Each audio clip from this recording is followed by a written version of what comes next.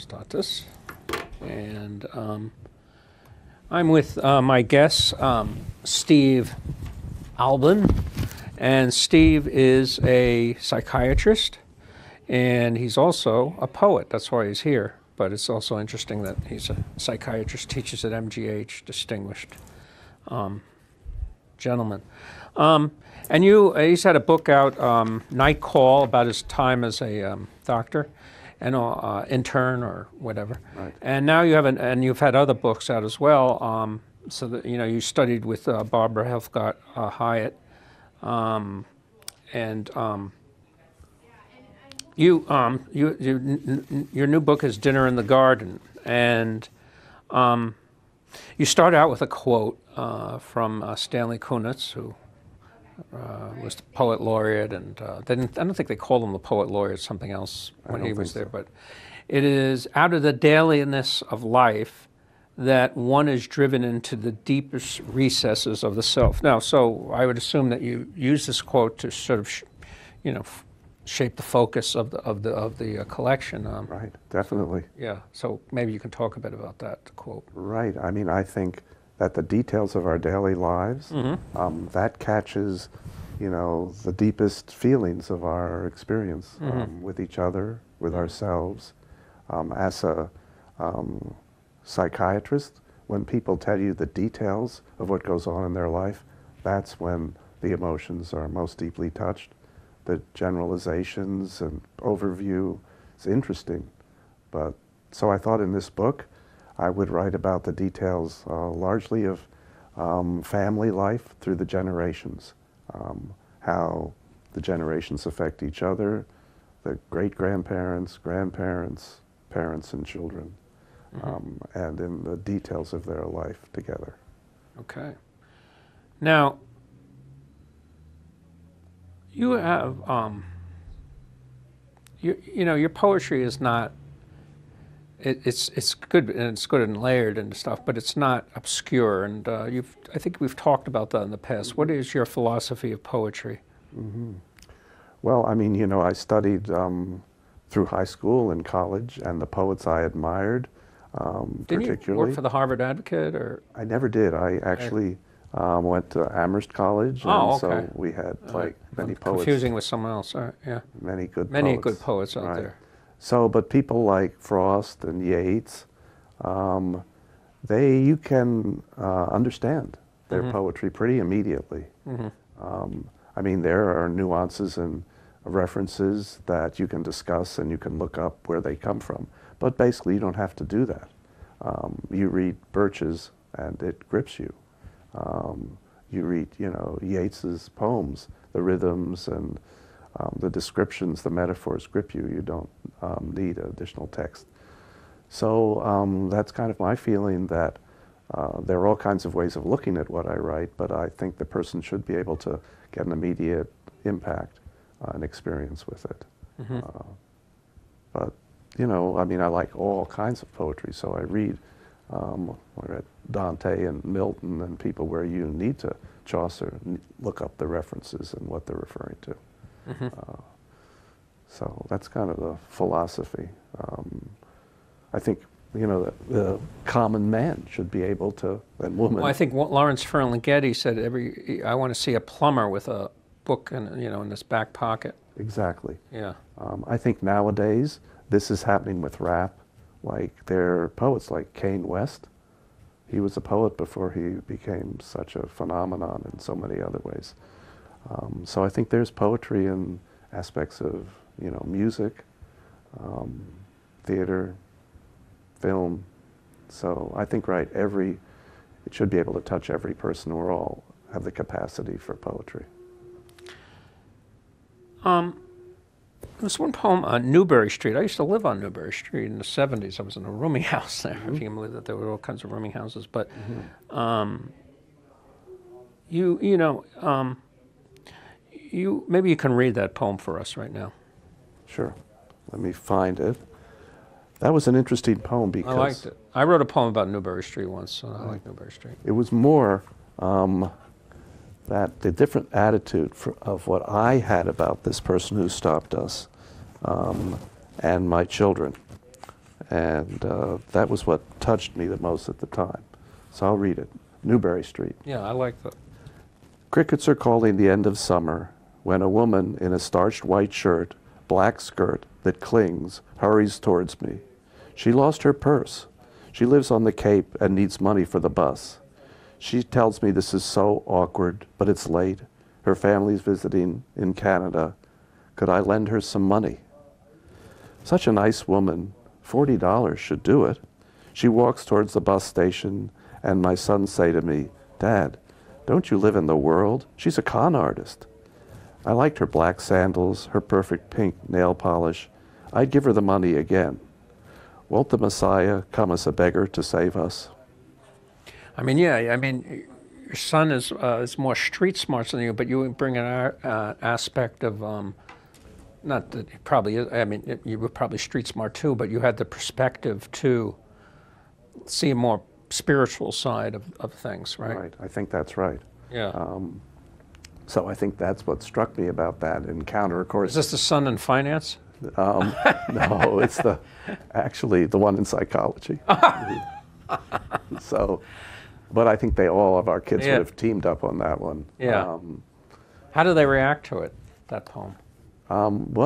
They're very interested. They like it. They're always thinking, is there going to be one about me that's embarrassing?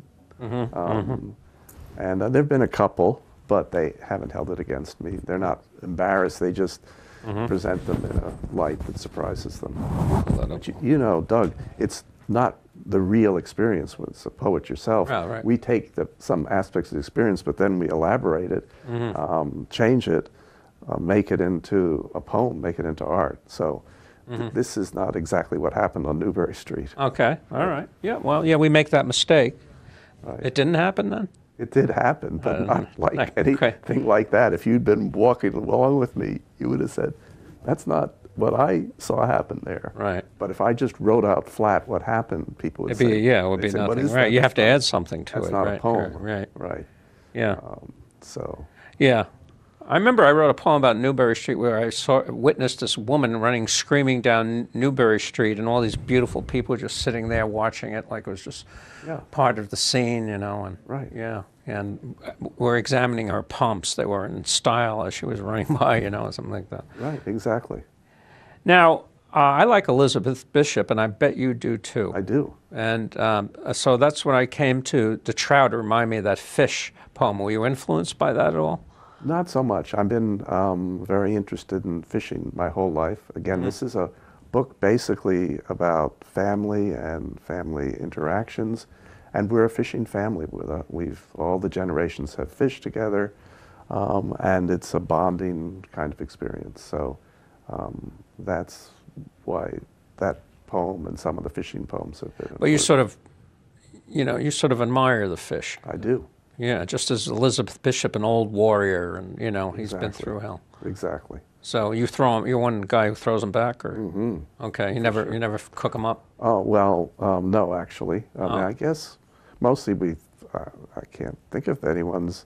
Maybe sometimes in the past a bluefish or so we would take it and cook it up. Yeah, you're only human. Right. Yeah. Right. But trout, no. No. Yeah. No. Although people do. So, right. Well, I remember that program, The Flying Fisherman, where he would always throw back this catch after this long, arduous thing to get this trout and just throw it back. Right. Now,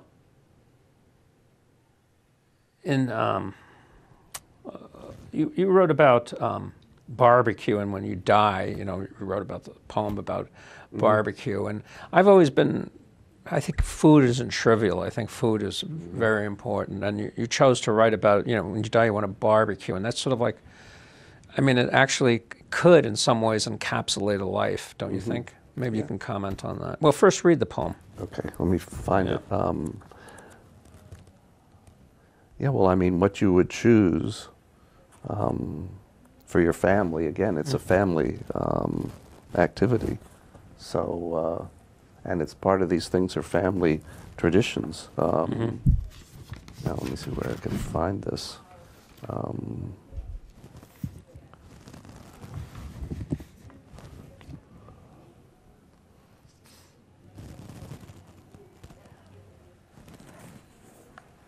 Too bad I didn't pick the poems that you had marked.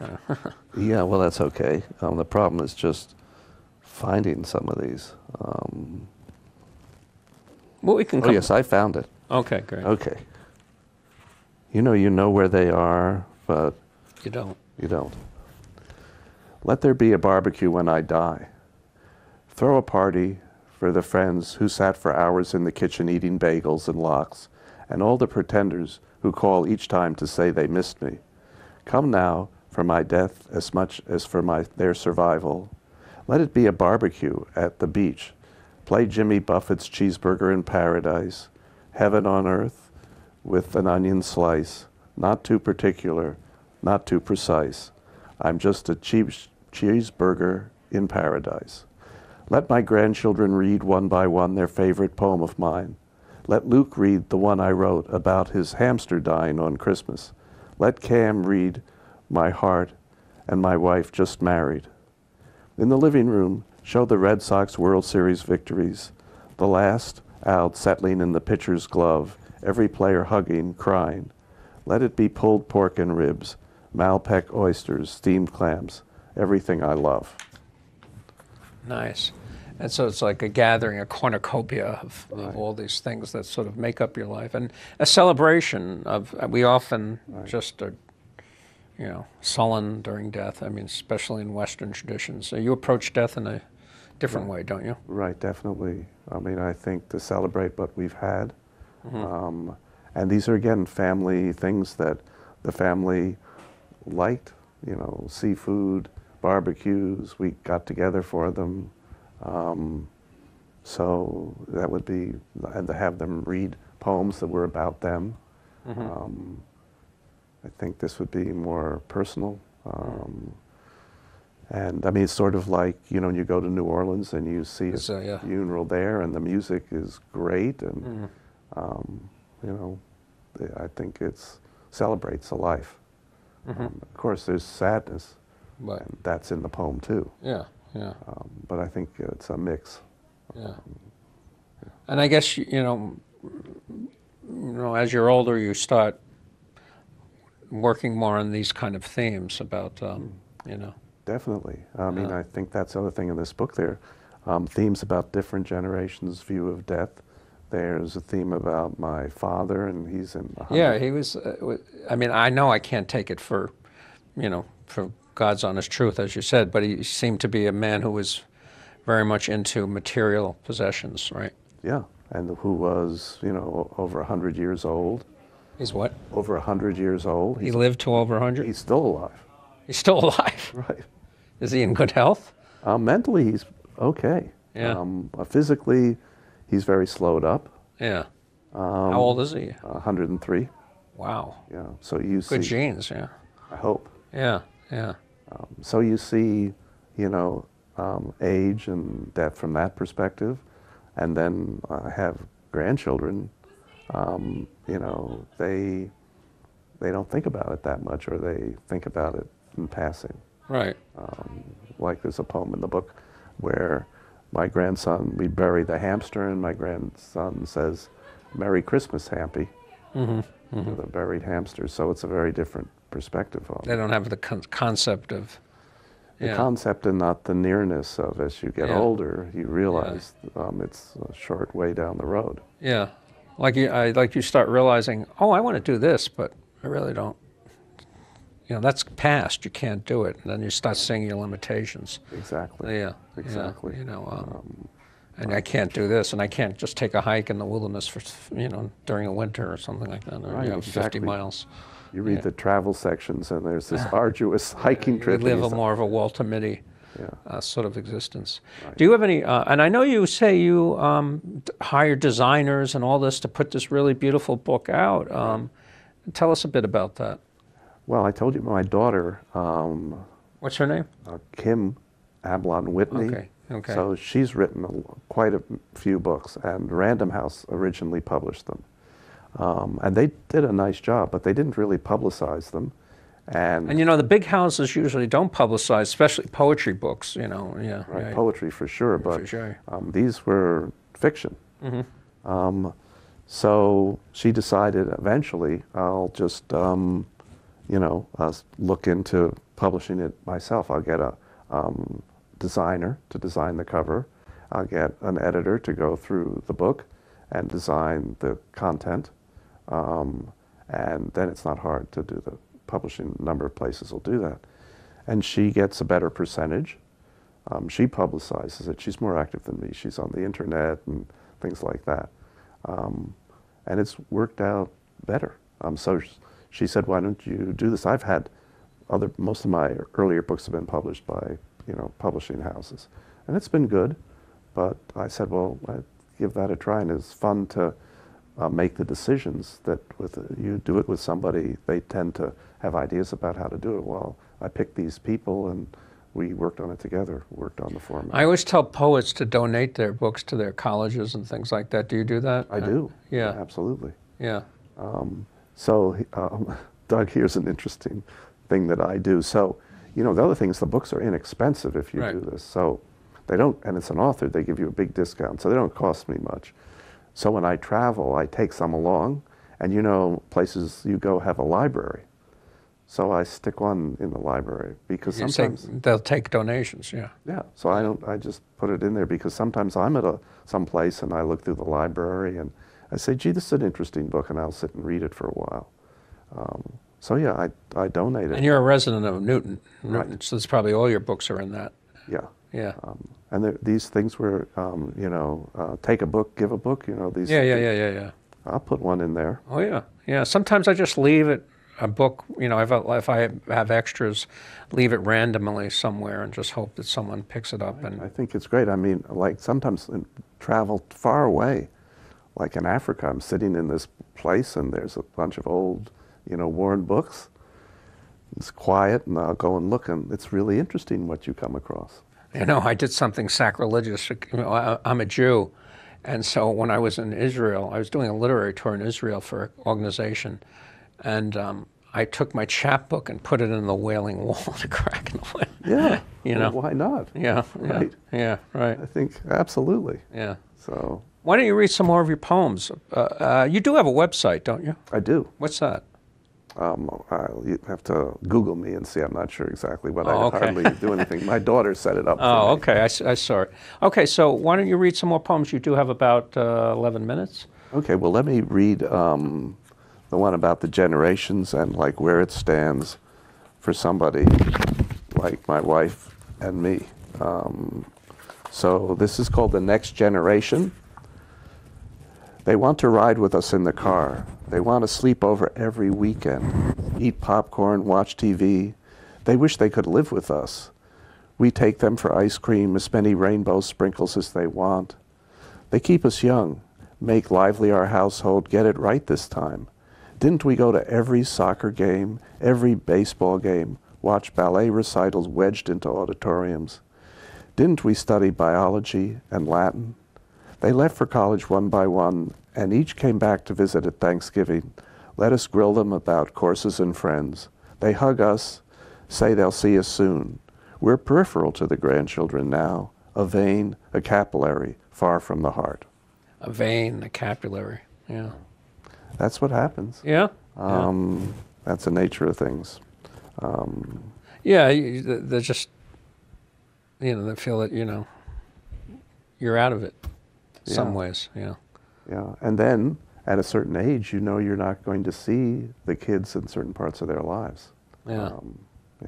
So especially the young ones. Yeah. So. I don't have any children, so I don't know. But go ahead. Here's one that's kind of to change the tempo a little. So it's kind of who our identity is during our lives and how it intersects with other family members, how we're like our parents, our grandparents, and our children are like us. So one thing is your name. So this is called Because My Last Name Begins with A. That influences your life. Mm-hmm. A is always first, always anxious, always armed. Yeah. So I never learned to improvise, always on the line. When we went to the park each day in kindergarten, the teacher called on me to cross 8th Avenue. Cars not even slowing yet. In second grade, I had to sit in the front row under Miss Munson's blue hawk eyes, first to touch the turtle in its bowl. Every sixth grade boy tried to beat my 100-yard dash. By high school, time never ran out before I was called to translate a passage from Balzac. Quote, "There is no such thing as a great talent without great willpower." It wasn't until sophomore year Tom Aaron moved to New York from Guam. By then I wanted to be first, to get it done, to take the risk, to set the standard. You grew up in New York City? I did. Yeah. Yeah. What part? In Manhattan. Okay. What part of Manhattan? East Side. Oh, great. Upper East Side. Great, great. Yeah. So it was great. Those days, Yeah. wander all over, Yeah, you didn't have to worry about anything. take the buses, the subways. Yeah. It was great.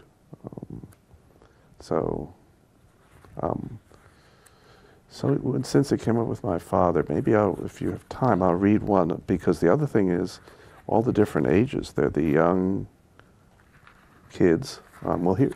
Here's a young one, which is again about identifications in the family. It's called A Princess Birthday Party, about my youngest grandchild.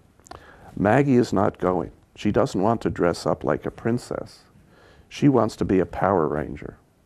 I ask her what a princess does. She says, I don't know, but Power Rangers save the world. My wife says, a princess is strong, noble, and helps govern and make laws. You can be a princess and a Power Ranger and save the world.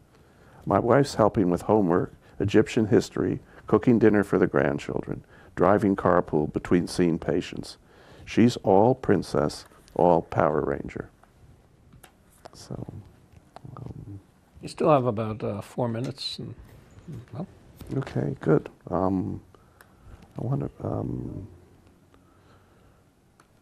read. Well, I'll read this one about the differences in death, since we read about And the differences of death. Views of death. The one about the hamster. Christmas. The hamster is dead. I sprint to the boy's bedroom, see him motionless in his cage, his white coat ruffled like an ornament. Open the hinge, take him in my hand. He's cold. I feel for a faded pulse in his neck, listen at his mouth for shallow breath. Dead. How many times have I, as a physician, pronounced these words in emergency rooms, in ambulances, not knowing who had died or who he was? All the children put on their jackets and boots and come with me. The ground annealed with a sheet of snow. They stand around me as I put the hamster in a dent in the earth, cover him with desiccated leaves. Merry Christmas, Hampy, Luke whispers. That was, again, I build this poem. It's not exactly like that, but that was a striking thing, that's how, he felt about it, and wished him a Merry Christmas. So maybe there's time. You reading anywhere from your new book? Yeah, I do. I know you read at my Newton Free Library series. Yeah, that was good. So I mostly read around Newton. Yeah. Which is good. You see what I noticed you read at Mount Auburn Cemetery. I did. That was a great thing. I read with the jazz band. Oh, did you? Yeah. One of my colleagues had a jazz group, and we read there. And actually, I read at a nursing home. Oh. That was the only place that asked for an encore. Really? Wow. Yeah, so that was good. Here, I'll read you one old, since we're at the young side. On the older side, like with my father.